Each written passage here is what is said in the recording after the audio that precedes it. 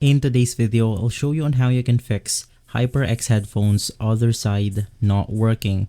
So when this happens, the first thing that you want to do is check everything physically. You want to check whether your wire has been damaged, you want to check your connection, you want to check the connection of your audio jack to see if the problem is on the hardware itself. You can also try changing or using another audio jack or another USB port for your headphones to see whether the problem is on the motherboard plug or on the headphones itself. After making sure that we have no physical problems, you want to update the firmware of your headphones.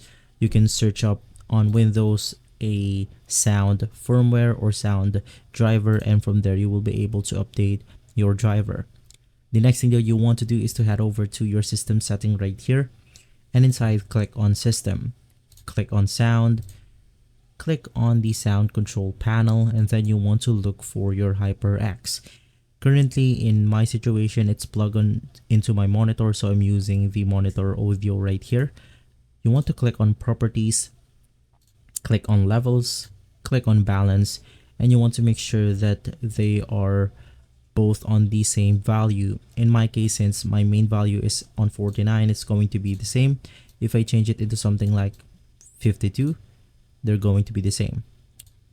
You want to head to spatial sound, and then you want to disable this completely to make sure that spatial sound is not messing up your audio driver.